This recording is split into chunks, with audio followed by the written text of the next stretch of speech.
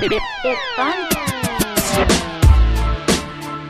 What's up, Buckeye Nation? You're tuned in to the Buckeye Cast, coming at you loud and proud, bringing strong opinions and salty humor to Ohio State football. These fellas were born and bred in the Buckeye State, and their brand of banter is guaranteed to entertain and excite you. But if you're not a Buckeye, don't bother. Visit us at thebuckeyecast.com and follow us on Twitter, Instagram, Facebook, and YouTube at The Buckeye Cast to stay up to date on all things Ohio State football. And be sure to subscribe on iTunes, SoundCloud, or Stitcher. Now here's your host, Joe Warwick. What's up, Buckeye Nation? Thank you for joining us once again. Here we are, getting ready for beating on some Iowa Hawkeyes week. Like the kind lady says, you can always subscribe to us on any social media platform at the Buckeye Cast. Visit the website, thebuckeyecast.com. Don't forget to subscribe to the podcast on your favorite app. And don't forget, TBC Extra Points. We started that this year, in case you didn't notice. Been highly successful, just like this entire podcast, right, Shawn? Oh, yeah. Oh, yeah. Yeah. We do have the best damn fans in the land, in case you didn't know. But like I said before, this is the fastest growing Buckeye football podcast, so stick that in your pipe. So let's jump right into this thing. We're going to recap Penn State, then we're going to talk, get a little hyped up for the Hawkeyes, and we'll do our microscopes as always, predictions, and we do have a few Twitter questions to bang out this week, so get your rubbers on. It's going to be a long one. Let's do it. All right. So let's talk Penn State recap. There was that game had so much going on in it. I could go on for like 3 hours. Just one show alone focused on different aspects of this fucking game. One word that jumps out to me watching the game from an Ohio State point of view is undisciplined. Does that sum it up for you? For me? Yes, for you. No. I don't think so. I mean, if you want to say special teams, I guess there was a couple other fumbles in there that weren't special teams. But they came out, obviously, I don't know, with the jitters, something. But to come back like that, that is discipline. The classic at-home jitters. Yeah, right. I hate those. They always flare up at the wrong time. I'm telling you, though, it's what a game. I loved it. Yeah, great game. To me, it's all fixable things. Mm-hmm. It's just with the fucking special teams, though. My gosh. Right. You're going, but we can't find a guy that can even kick it out of the end zone. So we kick it where we want. He runs it back. Then we kick it to a linebacker, and he runs it back damn near 60 yards, yeah. And then we're pooching him, giving it to him at the 35. Right. Kick it out of the back of the end zone? Kick it out of the sidelines. At least they get it to 35, with no chance of returning it.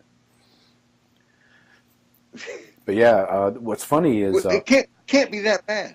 No, I mean, it's personnel. Yeah, the coverage is the problem. I think the actual kicking of the ball is like maybe 10% of the problem because of consistency. But personnel is the issue, and they're going to totally revamp the personnel in coverage. So you're going to see Herb is already. I got an update on this if we want to jump right into that. Yeah, go ahead. So, and it's really just the kickoff coverage that we're focused on, right? I mean, the punt team's fine, punt coverage, punt return, obviously punt block is healthy.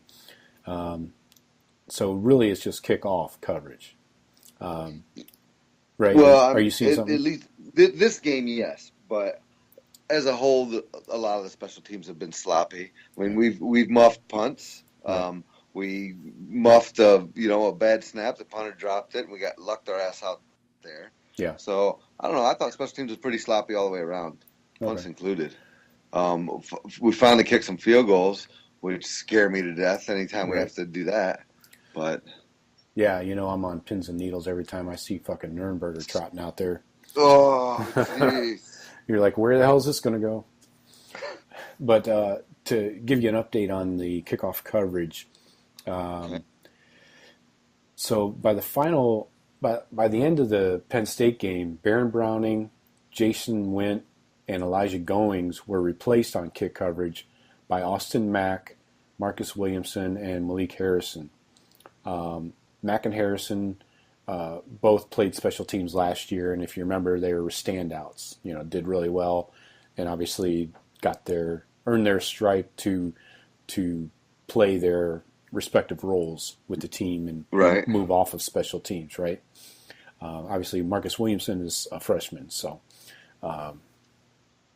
we'll see how I don't remember him doing anything on special teams. Maybe he's shown out in practice, so we haven't seen him.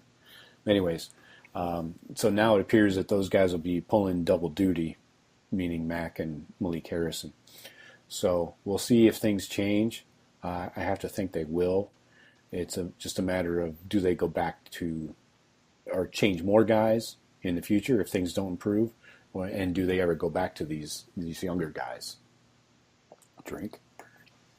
So hopefully that's the solution. Again, going back to the actual kicking of the ball, I don't think that's the bulk of the problem. I think it's a very small percentage. Yeah, I'm just, we kind of were the ones doing that corner kick, and I wonder if it's just been found out. Seems like everybody, we got them funneled to that side of the field, but then we funnel our whole team to that side, and that bastard beat us around there. Right. I mean, I think someone broke contain, obviously. But and to be noted, Blake Heibel's high school coach said that I don't know if this is one season or his career in high school, but he had like over 100 touchbacks in high school. So I don't know if that's kicking it through the end zone or just at least into the end zone, but he's from like Buffalo or something. So I know we've gotten some really highly ranked kickers. They got to be able to kick it off a tee in the fucking end zone. Yeah. If they want to. Yeah. So, yeah, it'll be interesting to see going forward how these new coverage guys, or old coverage guys really, pick up the slack. What else? My reasoning for placing the undisciplined label on this team or this game for Ohio State is, and it's unusual to have that word be associated with any Urban Meyer team. We just don't see that, as a blanket kind of statement for one team. But all the penalties, 10 fucking penalties, all right? 2 fumbles. We lose the turnover battle because of the 2 fumbles. And back to the kickoff coverage.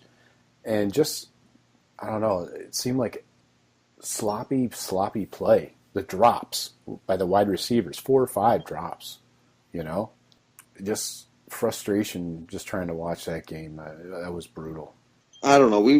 I felt a lot like I did in the Bama playoff game, where we kept shooting ourselves in the foot, but it never looked like Nittany Lions were going to be comfortable on offense, and it looked like we were just moving the ball at will on them. And then Campbell coughs it up, and then the exchange with JT, that fumble, and again the fucking linebacker returning a kickoff to the 25, whatever. Right. Come on.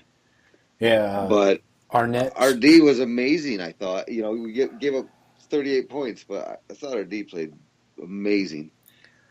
Yeah, I still got... So did our O. What's that? Our special teams and stupid mistakes, and obviously, as you mentioned, the turnovers.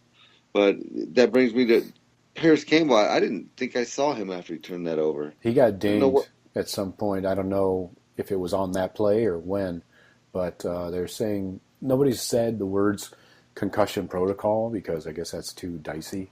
But he's questionable for this week. I thought he got his ass yanked for fumbling. Should have. It's like enough already. I was hoping that's what I thought it was. Yeah, he should have. I mean, I'm pretty much sick of this fucking kid. He has all the talent in the world and the tools and the size and everything, but he cannot put hands around ball and keep them there. You know, he drops passes in the end zone, fumbles all the time, but he doesn't fumble on fucking kick returns. Can you explain that? You got 11 missiles coming at you, and you don't fucking fumble. But in the open field, one guy gets a fingertip on the nose of the football and is coughed up. You know, this guy, I'd pull my hair out if I had any. Yeah, no, I hear you, man. He's amazing though at the stuff he can do. But gosh, hang on to the ball. Right. It's like that one good shot you have in golf, you know. It keeps you coming back for more. You know, he'll flash that speed and take one to the house for 60, 70 yards, and you're like, oh, see, Paris is the man. Then he drops one. Then he fumbles one. But great fill-in, though. KJ Hill, wow, what a game, man. Monster. Jeez, he was playing tough. Yeah, and he should have had that. He should have had that touchdown, or at least he should have had a pass interference where the guy was all handsy with him on the back shoulder fade along the left sideline. I believe it was fourth quarter. It was during one of those drives that we ended up scoring anyways, but the ref inexplicably kept the flag in his pants for that one. Which is another topic that I think is a valid topic. Yep. The officiating, Oh, it's on my list, buddy. Oh, well, if this is the segue into that, then let it be. Execute. No, I think we'll see on Paris Campbell, but KJ Hill out of his mind. Mm-hmm. Gosh, I don't know how many times he touched the ball, but it was a lot because he's returning kicks too. Yeah, he had 12 catches for 100 yards. And he probably touched the ball another 6-7 times on returns. Yeah, well, they scored 38 points, so what's that? Right.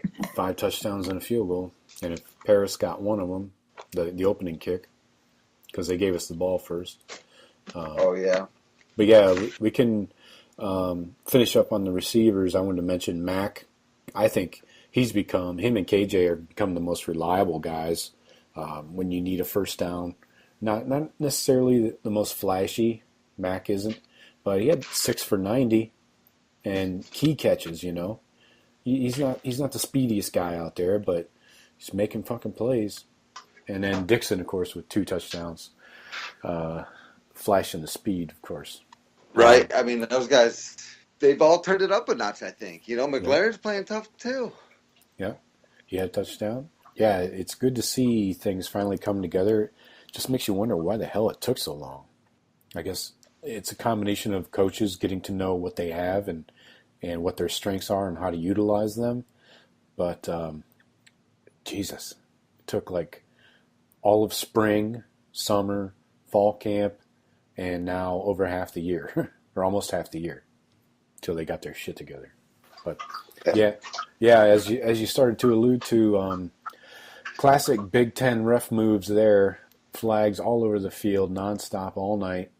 We review every little blade of grass that ever moved, and the game momentum just is ground down to a fucking halt. It's just brutal. Well, our pick in the end zone that they called pass interference on, right? That was a shit call. That was a heartbreaker to me. I agree. The touchdown, I can see how they called it, but I didn't think they were going to overturn it. I thought, you know, you call it. It was so. But to me, it's if it wasn't our guy and he didn't hang on to the ball at the end, then did you complete the catch? If you fell out of bounds and drop it, it's not a catch. Mm-hmm. But what if you fall inbounds and our guy catches it after you fall on the ground? Right. And credit to Denzel for battling through that, you know, and ripping that ball out. Because he almost got away with that one, you know. I'm shocked that they called it an INT on the field. You know, it doesn't seem like it should have been called an interception on the field. I don't know what that ref was thinking, but again, Big Ten refs. Get what you pay for. Exactly. But yeah, these fucking clowns in the zebra uniforms in the Big Ten just kill me every week. It doesn't matter what game it is. They just love tossing that laundry around. And it's just frustrating. And they review every fucking thing. I understand you got to review like scoring plays. You know, that's kind of like the policy now. But they take forever too. They review like old people fuck. Jesus. But I get frustrated with the momentum of the game, you know. If you're going to throw a flag on every little wide receiver DB interaction down the field, you know, we're going to be here all night. No doubt. Yeah. It feels that way. And obviously I've got my scarlet and gray glasses, but gosh, I feel like we get dicked on that a lot. Yeah, first half they called the PI equally on the one on Arnett. I was like, okay, fine, but you better call that same shit on Penn State. So they ended up giving us one. I think it was second quarter. But they blew early in the game. They blew one on. They called Baker on one that was bullshit. Yeah, it looked like he tackled that guy from behind. No, that was good. They were even saying, they're like, I didn't see it. Maybe there was holding at the front of the play, but there was no PI on that. All right, maybe it was just inadvertent tripping. Inadvertent trigger finger on the flag. Right, but flag throwing ref. Yeah, I'm seeing the same thing trying to watch NFL games on Sundays, and it's just every other play there's a flag for something. It's just really frustrating. And O-line had a heavy dose of flags thrown their way. You know, I believe Prince had, 2 or 3? A couple false starts and a holding maybe. And who else? Right guard. That 1-5, every time we got a first down, we jumped first and 15 like 3 times in a row. Something stupid. Right. Knox. Knox had a false start right next to the fucking center. Makes sense to me. Just nonstop. Just brutal play and officiating. So that's my soapbox on the Big Ten referees. Yeah, it sucked. But come on, what's next, man? There's so much more to talk about. Yeah. Where you want to go? We should probably work our way into the second half. What I loved is that Shiano completely changed how we were bringing pressure in the second half. He started bringing safeties and corners from the secondary, blitzing them off the edges. You saw Fuller making multiple tackles on Barkley in the backfield. Those were huge plays. Tackles in open space on Barkley. He led the team with 9 tackles. Jordan Fuller did. Sheffield almost had the safety on Barkley down there at the goal line. Huge play. And then they just unleashed the D-line, you know. It seemed like they were pretty quiet in the first half. And second half, they just released the hounds. Yeah, I mean, I'll tell you, hats off to McSorley for making some very good evasive moves. I mean, those guys were coming every play. Right. He was squeezed through some tight places to not to do as well as he did, which wasn't that good. Right. Yeah. But you mentioned it. Jordan Fuller might be becoming my newest favorite Buckeye. He was all over the place, it seemed like, making tackles. You can't picture this kid. You can't picture Eric Smith making some of these plays, can you? I'd like to. Yeah. But I don't. To me, it looks like Jordan Fuller's a difference maker back there. I think Eric Smith's probably been good, like Webb. But Fuller looks like he might be good like Hooker. Right. Yeah, so love to see some of that game planning and scheming and just guys getting after it and just, playing unhinged. Love it. You gotta fucking throw a bone towards Sammy Hubby. How about the double 2-for-1 sack? Oh, that was beautiful. Yeah. Surly and Barkley. Right. Oh my gosh, that was a beautiful play. Yeah. I got a screenshot of that. It's going to be my computer wallpaper here. Yeah, that's right up there with Big Bosa's sacking the quarterback with the running back. Right. Yeah. So, again, he just said, fuck it on the option. He's like, I'll take you both, you know? He's like, I'm not reading and reacting. Fuck that shit. Yeah, that was beautiful. That whole D-line, man. I love that D-line. I mean, I say Fuller's my new favorite Buckeye. Outside of the D-line, I love that D-line. Jeez. Oh, my God, yeah. So many dudes. Yeah, they're going to be so missed. Jesus. But Bosa, look at Bosa. I mean, don't look at his stats. Look at his impact on the game. The dude is all over, you know. I know. He's got a motor. Draymond Jones was constantly in the backfield. Fuck, B.B. Landers was in the backfield constantly. I think he had a TFL. Held Barkley to 44 yards on 21 carries, and one of those carries was for 36. So do the math. Yeah. 20 carries, 8 yards.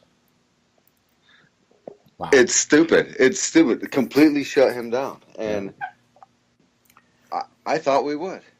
I mean, outside of the obvious kickoff return and gifting these guys good field position.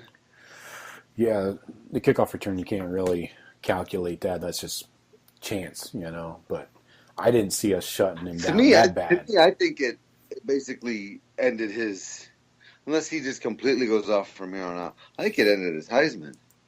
It gave him a back seat, that's for sure. He might have to sit a few chairs down from JT in New York. Where do I fill out that ballot? Yeah, I think you could say the Buckeye defense ripped the trophy right out of Saquon's hands and handed it to JT.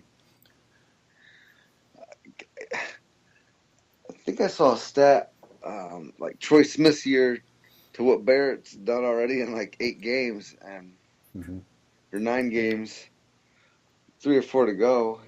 Barrett's numbers are ridiculous. Yeah, I haven't compared him to Baker Mayfield and stuff, but I guarantee you he's doing better than Bryce Love in Stanford, and Notre Dame has a running back up there. I don't know. Even if he doesn't win it, that's fine.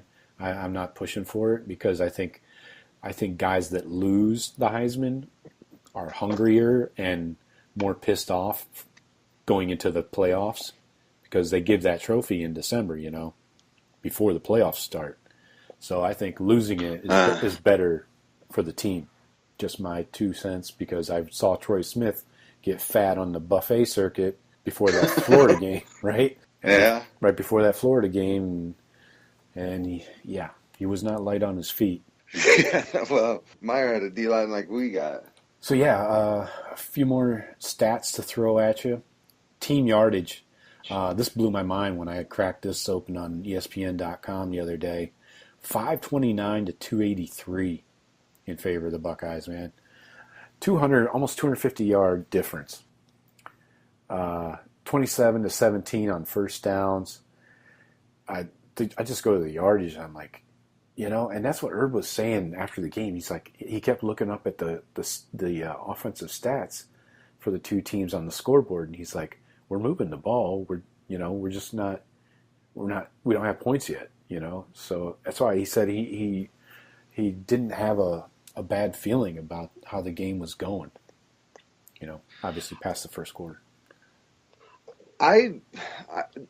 No one has to believe me. I texted some people during that game. I was not worried during most of that game because of that same thing. They were moving the ball up and down, and then they'd shoot themselves in the foot. Yeah. And they were stopping Penn State. Barkley was going nowhere. Right. You know, the only guy that looked good and played up to his potential was Gesicki. Had a pretty good game for him. Yeah, he did. And honestly, you could say they shut him down too. He only had 70 yards, 80 yards? Something like that, 6, 7 catches. Yeah. I don't know. But none of those receivers really did anything. Hamilton had one touchdown, and maybe the other receiver had one, but they didn't put up massive numbers. They were dropping some balls too, though. Oh yeah, that's true. I should have mentioned that. Check out this yards per carry on the rushing game. Buckeyes 5.2, Penn State 2.6, exactly half. That's amazing.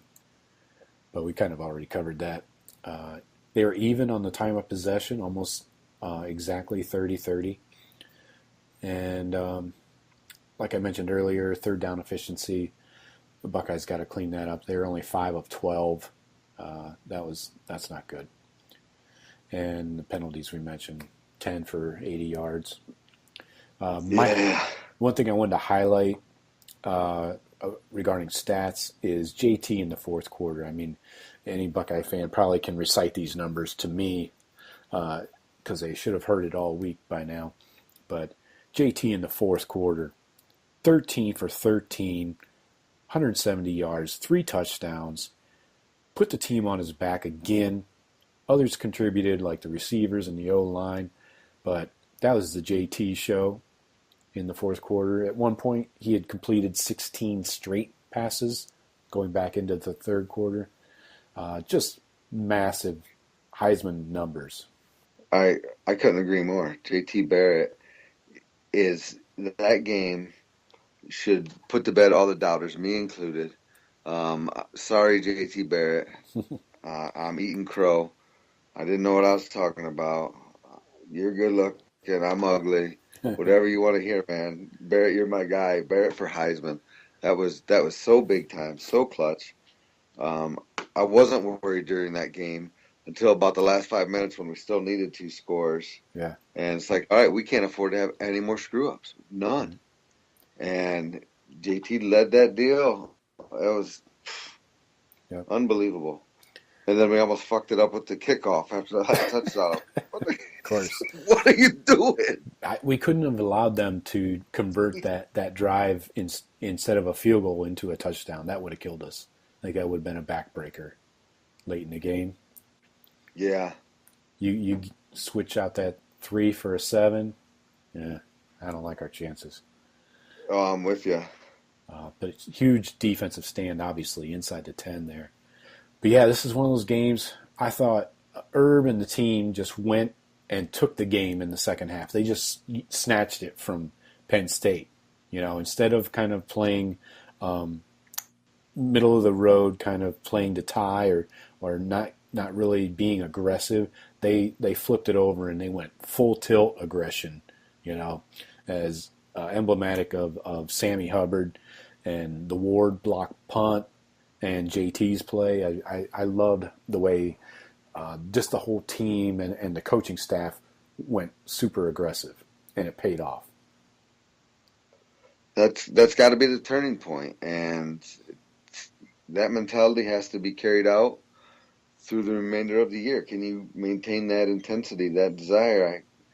We'll see, but man, to me that was their game. That was their coming out party. Just the game they needed. They could have blown them out, but they made stupid mistakes, and now you're like, yeah, that's why the fundamentals matter. The little things matter. Yeah. And to me, we could have easily blown them out. You just read off those numbers, but we kept screwing ourselves with these special teams and turnovers, and it's fixable stuff. Yeah. Yeah, that's the upside is it is fixable, and you hope that it gets taken care of here in the next 2-3 weeks. You don't want to have to go into the playoffs trying to fix shit still. So, or even the Big Ten championship game, I should say. You don't want to, even though it may be against a Wisconsin that's mediocre, you don't want to go in there half-assed. Yeah, and miss a couple field goals, and do some other dumb shit on special teams. Yeah. I mean, I can't believe someone else is going to return one on us this year, right? I mean, what are we at? I hope not, man. There's no way Iowa they can't have anybody fast, right? Oh, but they do. Michigan might be the only one with an actual playmaker. Good to see. Good win. Someone's gonna run one back on us. Funny, Herb said Monday in this press conference that the last year's team would not have come back and won that game. They would have dropped their head. I heard that. Very interesting. Very telling. I'm kind of surprised to hear it, honestly. I don't know. It seems like they did it at times, the O-line. It seemed like Prince would, get down and then just start getting worked more. Yeah. Yeah, that's very true. But, hey, maybe this team's come of age, and a big team win like that when you're down, can really galvanize guys if they needed it. But yeah.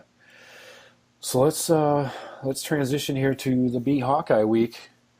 Heading up to Iowa City Saturday, a 3:30 game on ESPN.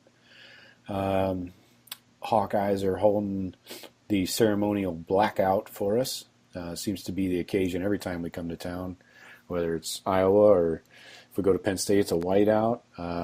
Every time we go somewhere, it's an occasion. And, of course, they cranked out some special jerseys Iowa will be wearing. We probably won't even notice the difference, but it seems like they always just wear black. But we'll see how that goes. Quick injury update. All I have right now is Paris may or may not be in concussion protocol. To be determined, or somebody knows and just isn't telling us. I don't buy it. I think coach is sick of him fumbling. That's what it is. He's got he's getting checked out for a fucking recurring case of fumbleitis. Yeah, maybe they're checking his hands for nerve damage. Something. So yeah, we know this Hawkeye team. I mean, Ferentz has been there for the better part of 60, 70, 80 years. I don't know. They're going to run the ball. They're going to play good defense. It's going to be a hard-fought, trenches kind of game, typically. So no surprises coming from them. I think our biggest opponent is ourselves, coming off that really emotional, hard-fought four-quarter game. Your thoughts? Yeah. No, I agree. They haven't really played a fourth quarter in a while, so they needed that. I think. Hopefully, I'm banking on we're not going to have to play a fourth quarter this week as well. Give the guys a bit of a rest. Seem to be fairly healthy going into it. Again, I just what's with all the secrecy on Paris Campbell? Who cares if it's concussion protocol? Then just say that. Yeah, I don't know. I mean, what the fuck? What are we hiding? So yeah. To me, if it was that, they'd say it. Right. I think. I don't know. Herb can be kind of coy about things when he doesn't really have to be. Yeah. It's right. Like overthinking it. I think so. But I think it'll be, all those things you said, solid D, run the ball. They'll do okay. Everyone tells me Kinnick's such a hard place. And I know, we've had close games there. Mm-hmm. But I think if it's close, it'll be close for about 2.5 quarters. And then that'll be it. Yeah, I've attended 2 games there. Gross. Yeah, you're talking. I've heard it's a good venue. Are you talking about the pregame tailgating, or the postgame? I like their children's hospital thing. Yeah, but I saw a young Buckeye team go in there and get worked pretty badly one year. I believe that was Troy Smith's first year starting at quarterback. A bunch of young guys like Teddy Ginn, a bunch of guys that evolved eventually into studs, but they were all super young and inexperienced. I don't remember everybody on that team. Off the top of my head, that would have been like 04, I want to say. Something like that. Anyway. I'll take your word for it. And then 2 years later, we came back and we fucking smashed them. And that's the year, it would have been 06. That Troy Smith won the Heisman 2 years after that previous game. So, that game went much better, and that was a night game. Crazy atmosphere. I loved it. People there are super nice, kind of scary nice, nicer than anybody should be ever. But Thetford fans. Yeah. But, no, the fans were really nice, too. sat next to a lovely couple and their child. They were just great. We exchanged some recipes, great cookies. So yeah, looking at some stats on this game. Coming into this, Buckeyes are putting up 46 a game on average. Iowa's putting up 25. So yeah, a little 3 touchdown difference there. Points allowed, we're almost identical. Buckeyes are at 18. Iowa's allowing 17. So not a great deal of difference there. Total yards, we're averaging 570. They're averaging 345. So obviously, again, lopsided. They get a little bit done on the ground, averaging 130 on the ground. But defense will give up some passing yards, it looks like. They're allowing like 225. Buckeyes are under 200. So, yeah, it looks like we're going to attack through the air. They are calling for, I'm looking at 53 and rain right now. We're going to kill them then. Yeah. Regardless of the weather. Who have they played? Played Cyclones, right? To beat Cyclones. Yeah, that's what's crazy. And then the Cyclones just went berserker and started smashing everybody. Couldn't fucking believe that. Smashing who? Oklahoma. I'm about sick of Oklahoma in that mouth. Yeah, they it's an Iowa type of schedule. They don't schedule anybody tough. They're out of conferences like Wyoming, North Texas, Iowa State, obviously, the kind of rivalry, I guess you could call it. Yeah, they always play, right? Yeah, dude, I fucking lived there for 3 years. You call that a rivalry, but everybody's making out with each other after the game, guys and girls alike. So I wouldn't say it's a real true rivalry. But anyway, they lost to Penn State, lost to Michigan State, lost to Northwestern in overtime. They beat Minnesota, which is, no big deal. Beat Illinois, BFD. Typical Iowa, They're going to get crushed, would be my guess. Yeah, it's just by what method. Choose your weapon. I imagine we're going to work on that running game, especially if the weather gets a little shitty, and give JT maybe the week off. Not off from playing, but just off from running and throwing a lot. I think it's a lot of maybe we see the advent of the 2 running back system in place. I'd like to see that. Just work those guys. I don't think you're going to see that with Iowa. Why show anybody that with Iowa? I wouldn't show that. Okay. I think they're saving that till they need it. If it even exists. It could be Meyer speak. Yeah, okay. I hear you. That's possible. But I believe you had this one circled a long time ago, though, didn't you, as a trap game? Yeah, I wanted to mention that because we knew that Penn State game was going to be a 4-quarter affair, and this is going to be interesting to make sure that we show up. At least it's a 3:30 and not a noon game, which would be 11 a.m. Central, because they're in the middle of nowhere.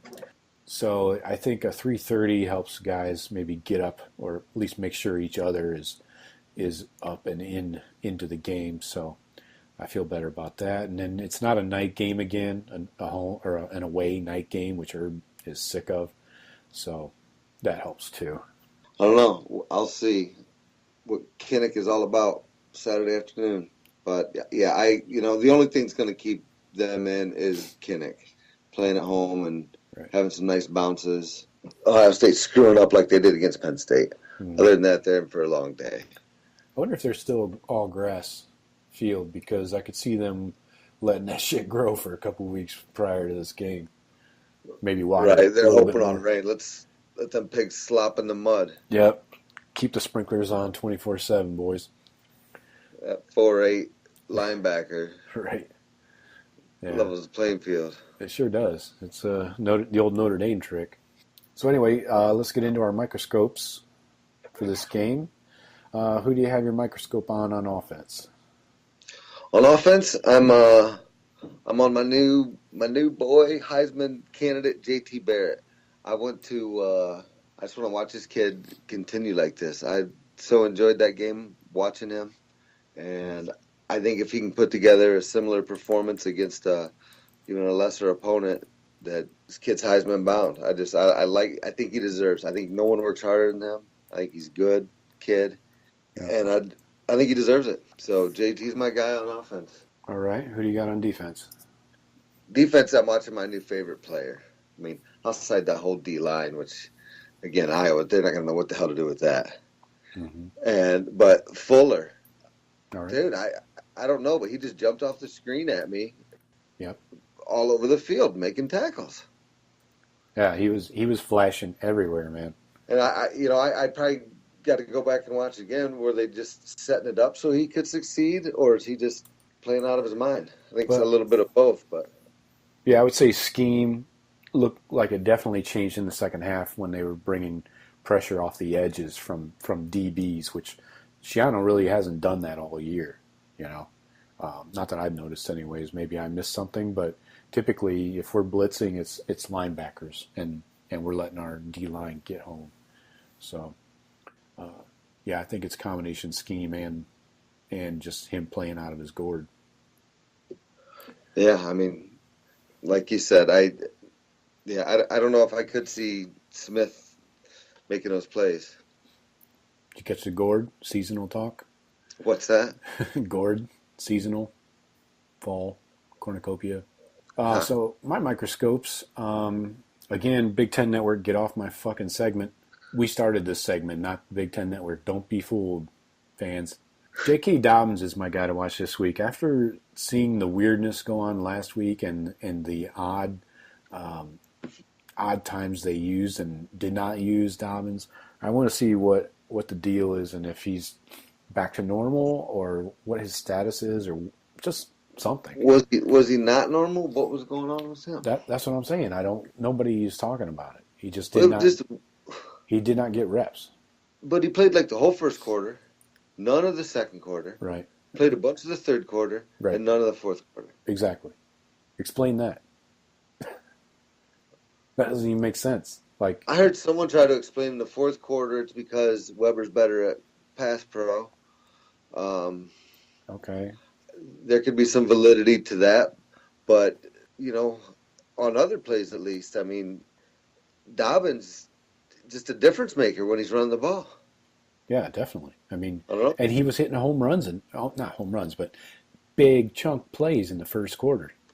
Yeah, Hammer. What did he end up with? 6.8 average?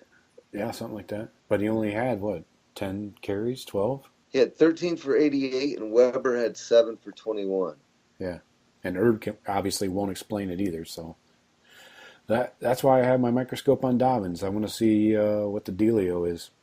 Then on defense, I'm going to go back to this cocksucker, Damon Arnett.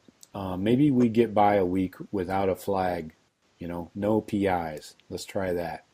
I realize these are Big Ten refs once again, but let's not, give them a reason. Maybe keep your hands to yourself. Your mother should have taught you that. Arnett. My boy. Come on, Arnett. So, at least we know he'll probably be returning next year. He won't be going into the draft after this mediocre Yeah, but season. how does he keep his job next year? Well, he's going to have to compete. You think Sheffield's going to go? No, Sheffield. No, he's got a lot of work to do too. He's behind Arnett, and I would say Okuda I don't know. would be the one chomping at everybody's heels. Year, you're going to have Wade and Okuda and Sheffield with those spots. Could be. I could be wrong. Could be a 4-man rotation. But I didn't mention it earlier, but you said something about Marcus Williamson. Mm-hmm. I think he might be one of these diamond in the roughs that turns out to be a stud if they're moving him in to make a difference on special teams and see this guy balling hard. Yeah. He's got the size. He's got what? He's got the size and all the tools. I couldn't believe when we got him, having Wade and Okuda and Reap in the class. I'm pretty sure he's from Reap. Reap's been around for a couple of years, I think, but or at least a year. But I'm pretty sure Marcus Williamson was from the Columbus area, but went to IMG.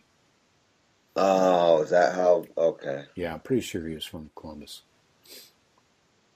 So anyway, Let's get into our predictions. The spread right now for the Buckeyes at Iowa is 17.5. Ooh, I hate that half point.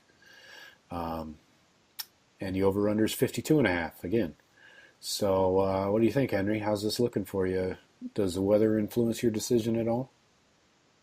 I'm hoping that we, get out and breeze early and just run our offense and can have our second string in there, definitely by the start of the fourth quarter. And so I'm looking for the Buckeyes to get it done, be efficient, pretty much shut Iowa down. Iowa will score some garbage touchdown or something late, and it'll be 45-17 Buckeyes. All right. So I'm going to go similar prediction. I'm going to go I think we maybe come back down to earth on the scoring this week, and a tough Iowa and what's his name, Jesse Jewell, whatever, the linebacker for Iowa. I think he gets his boys fired up, and I think this will be a good one. So I'm going to say Buckeyes win 42-10. I don't see them moving the ball at all in our defense. I think they get a charity 10 spot late in the game. But other than that, I think we roll and pretty much are up 4 or 5 scores easily throughout the game. So you heard it here first, kids. Lay on the Buckeyes. Right. Yeah, listeners, feel free to send me your predictions, and we'll see who's right and who's wrong, and we all will receive nothing. So let's get into our Twitter questions. We have 3 of them today. Starting off from our guy Jason, the Buckeye Jason, sorry, at Jason33887 is his handle. And what were the 3 things that stood out to you most about that game? Oh gosh, just 3. First thing I'll say, because it was apparent quite early, was how shitty our special teams were. That was number 1. Stood out right away, sore thumb, and pretty much stayed pretty bad the rest of the game. Second thing that stood out to me was early in the game, again, Wyatt was all right. Dobbins chewing him up in the first quarter, no plays in the second quarter. That stood out to me. That was the second thing that stood out to me. Going to the second half, I'm going to give you 2 other things. The D-line stood out. They were all over McSorley. I think I said it earlier. I mean, he was pressured and running for his life half that game and making bad throws on the run. Notice the D-line. The last thing, how could you not notice J.T. Barrett playing out of his mind, playing like the best player in college football, and everyone knows it, but they should. Yeah, I'm going to say many of the same things, but JT obviously is my number 1. The defense, the obvious scheme changes in the second half and just unleashing the dogs. And then number 3, though, is something I'm not going to let go for a long time, and it's something I'm always going to focus on, is the fucking refs, the Big Ten refs, again, and all their goddamn penalties and reviews. That's one thing that still claws at my skin. So those are our 3 things, Jason. Hope you enjoyed that answer. Next question comes from Zachary Pop with 2 P's on the end. His handle is PopZJ4478. What do you do for kickoff moving forward? You want me on that? Oh, yeah. I think we're overthinking it. I think every other team in the country kicks off, and 90+% of the time you do a pretty good job of covering it. We've got better personnel than anyone we're playing. I think we're overthinking it. Just coach it up better, get them a little more disciplined on it. But it's not rocket science. Every other team does it. So I think we should just try and do what we were doing last year. So last year we were one of the best kickoff teams in the country.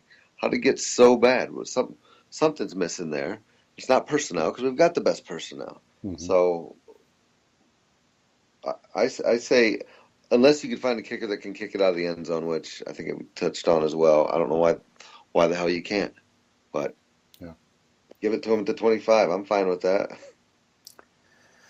Yeah, I agree. If we can't get the correct personnel in there to cover the kickoff strategy, which is to kind of put it at the numbers in the corner, right, inside the 5 or inside the 10.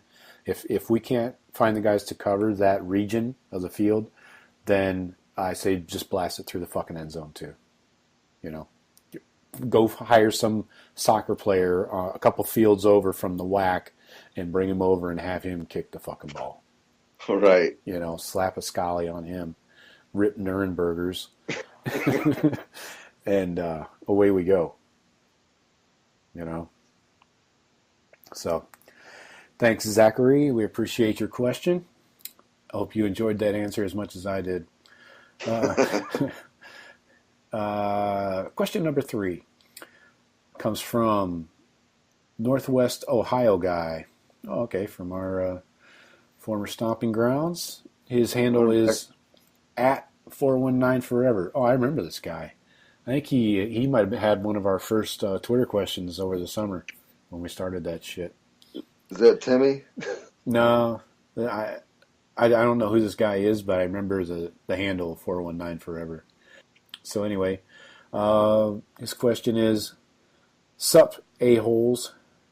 Fucking seriously. It's always good to hear from people back home. So warm and welcoming. Anyway, sup, a-holes? Thoughts on the first CFP rankings? Hashtag 419. God, this guy loves fucking 419, doesn't he? I love it. Yeah, I just, I don't have it tattooed on my forehead.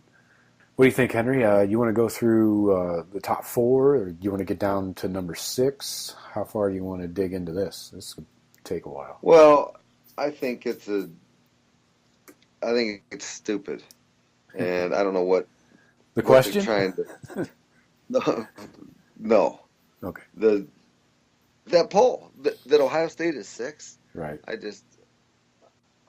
I don't necessarily get it. I guess I kind of do, but we've got the best loss. Now we've got a quality win. What else do those other teams up there have? And Oklahoma beat us head-to-head, okay, but they lost to the Cyclones. Right. But now the Cyclones went on the tear. I get it. So for the fans, for everybody listening, in case you don't have a computer in front of your face, I do. And I'll read you the top 6. Number 1, there you go. Georgia. Number 2, Bama, both undefeated, 8-0. Number 3 is Notre Dame at 7-1. Number 4 is Clemson at 7-1. 5 is Oklahoma, 7-1. And then the Buckeyes at 7-1 at number 6. So, and coincidentally, Penn State's 7-1 at number 7, right behind us. And Wisconsin's like 10th at 8-0, right? 9th, yeah, at 8-0. Canes are 10th at 7-0. So, those are all of the undefeateds that matter. I'm not going to talk UCF down at number 18. No thanks. By the way, Scott Frost might be up for the Florida job. Just side note, UCF's coach. Noted. So, interesting that they decided to give Saban any more fire for his fucking seat and make Bama number 2 instead of number 1. So now he's got something to yell at his team about. Well, here's the reality of it. If the committee is trying to get the 4 best teams, then they're wrong. Because you know who's not wrong? The money. The money's not wrong because the money doesn't have to judge. The money's never wrong. And the money thinks Ohio State's the number 2 team in the country. What do you mean by money? Odds to win it all. Okay. I don't know. Georgia may be up there past us at now, but we're way up there. We're in the top 4 to win it all. Okay. Yeah. And so if the money's saying that, and the polls right now have got us 3, and these guys are saying, no, you guys had a bad, shitty game early. Mm-hmm. But if you've been watching Ohio State lately, and again, outside of the idiot mistakes, but when we're playing offense and defense, we're as good as anybody. Mm-hmm. Yeah, just checking the Maybe not odds. Bama. Just checking the current odds I have on betonline.com. Bama favored at minus 130. Buckeyes coming in second at plus 350. Third is Georgia at plus 800, so quite a difference there between Ohio State and Georgia. And then Clemson coming in at plus 1,000. Then Notre Dame at plus 1,400. That's how that shakes out. Oklahoma, by the way, is plus 3,300. They don't even give those bastards a chance. And they're ahead of us. Because they're probably going to lose again anyway. I'm not even worried about them. Yeah. I mean, but what if? What if Georgia beats Bama? Right. And all those other teams game. go undefeated. In the SEC championship game, yeah. Yeah, beats them in the coach game, and then all those Clemson goes undefeated from here on out. Notre Dame does, and Oklahoma does. Yeah, Ohio State does. We're going to get left out. No, check this out. I've got a few key games highlighted that are happening this week that I think will help calm all the issues here. But I don't think that they take two SEC teams, especially assuming it's Georgia and Bama. If they play in the championship game for the SEC, then they both go to the playoffs. That doesn't even make sense, man. You know what I'm saying? They wouldn't do that with the Big Ten. If we played Wisconsin, or say we were in a different division and we played Penn State this year in the championship game for the Big Ten, then we both go to the playoffs? No fucking way, man. The loser is not going. Oh, well, I mean, that's if a bunch of these teams stay with one loss, but what if a bunch of these teams lose a couple more, and then Bama and Georgia are still undefeated? Yeah, if that were to happen, I would, revisit that point, obviously.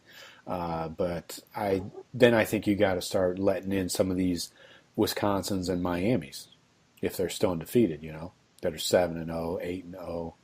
I can't believe if Wisconsin goes undefeated, they wouldn't get in. Well, they're going to get smashed in the Big Ten title game, though. Right. I would think so. It's a fair-ass assumption. But let me give you a few key games that are happening this week. Oh, I got this stat today I heard on Cowherd, so I got to give credit. It's from Joel Klatt. He's the one that does the color analyst for the Fox games. Just did the Buckeye game last week. So Bama has this stat that is just mind-blowing. I can't believe it's true. They actively schedule super weak teams. They have, in the last 10 years of football, they have 2 genuine non-conference road games in 10 years. They've played 2 genuine non-conference road games. If you think about all those, like the Florida State game and who they played, Michigan last year. They do it in a neutral. Exactly. They never go away. In the South. Right. Never away. So very interesting facts there. When people talk about Bama scheduling so tough, they really don't know what the hell they're talking about. They're really just saying the SEC is their schedule. And when they say neutral field, they're either playing in Atlanta, Dallas,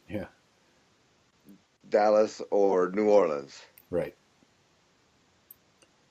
So yeah, very interesting stat. I wanted to bring that up since we were talking about the CFP rankings, and anytime I can get a dig in on Bama's ribs, I will.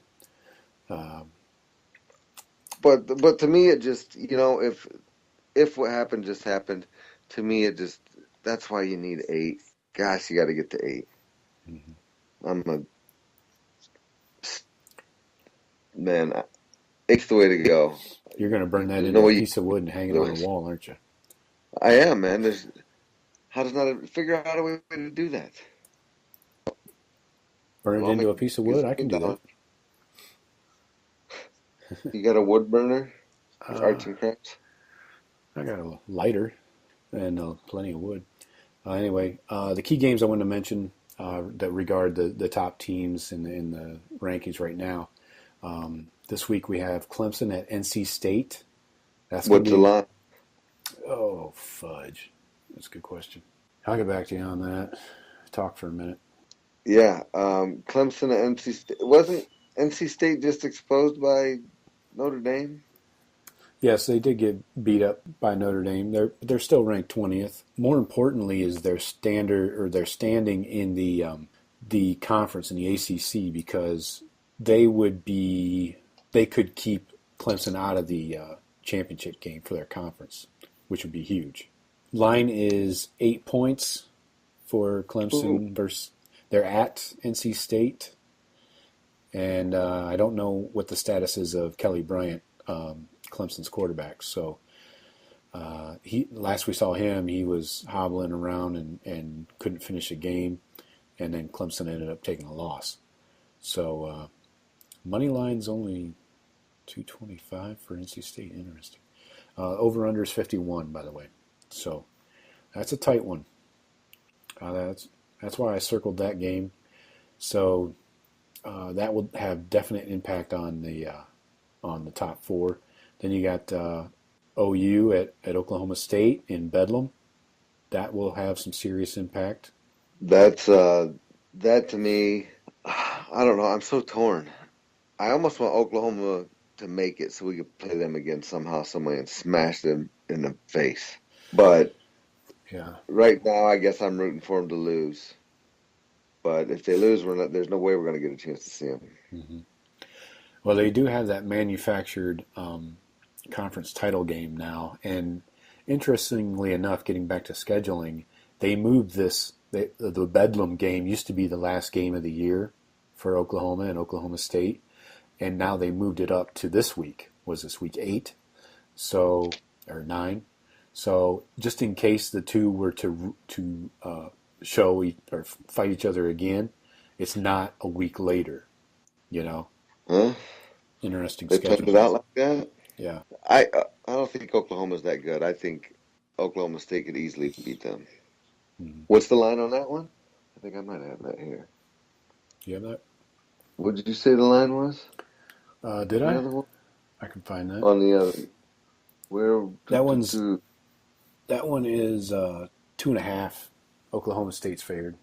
They're the home team. That could work two ways against us, honestly. If Oklahoma wins, then they stay where they're at ahead of us, or maybe even slide up a spot or two. But if Oklahoma State wins, then they could leapfrog, quite a few spots. They're at 11 now. And, they could jump up to 6, 7, 8, I don't know, 5. Who beat them? Who did beat them? They lost to TCU week 4. Valid loss. I'm not worried about any of them Big 12 teams. Oh, no. I mean, playing them, no. I just worry about one of them winning out. Yeah, it's the Big 12. Defense is optional. TCU, Oklahoma State, or Oklahoma could do it, right? Yeah. So, and then the third game, I don't know if this is really a key game, but it's a game that used to mean something. LSU at Bama this weekend. Cheer for Coach O. Get in there, boys. Get some of them crawdads up in there on some jambalaya. Get that jambalaya. That'd be a beautiful upset right there. Yeah. Of course, they'd crown LSU. Probably put LSU in the top 4 if they did that. Right. Jump 30 spots. So yeah. Yep. But to circle it all back to the Buckeyes, all of our goals are still in front of us, which is most important, and we take care of our own destiny. Got a tough little stretch here. I mean, that Penn State now, Iowa, Michigan State. Yeah. Get a breather with Illinois, and then our favorite team, and then Wisconsin. It's right here's the grind. It's just starting, really. Yeah. Yeah, let's hope we stay healthy and keep this hot streak on offense going. Don't want to lose that hot hand, We've seen what it's like without it. Yeah, but it's gosh, I can't even, right at this moment, I can't see us regressing back to that. I think we're past that. Yeah, I think so too. It would take, I don't know what would cause it to revert that drastically. I feel good about our standing right now. Again, folks, this is just a TV show. They're trying to, get eyeballs to the sets, so they're going to stick Ohio State down there and get the fan base fired up. Get some nasty emails.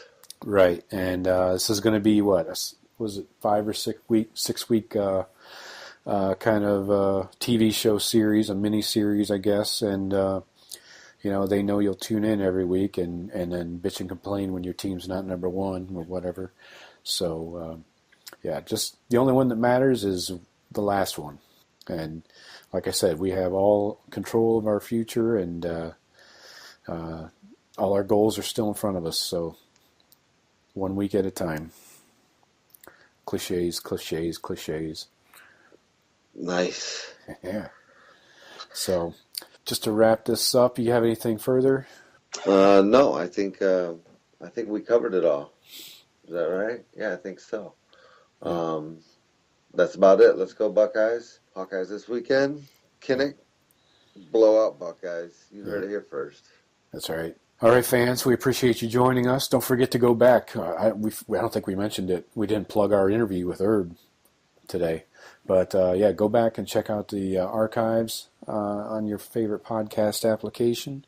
And check out the interview with Urban Meyer. I think you'll find that amusing. We have another one coming up. I hope this doesn't fall through. Hate him or like him, you probably hate him. This one's going to be a good one. And I think Shawn knows who it is, but hopefully nobody else does, because this one may shock a few Buckeye fans. But look forward to that coming up in a few weeks. Like I said, subscribe to the podcast on your favorite podcast app. Hit the website, thebuckeyecast.com, and find us on social media at the Buckeyecast. Henry, thanks for the time tonight. Yep, thank you. Good day's work. Peace. Have a good one. It's fun.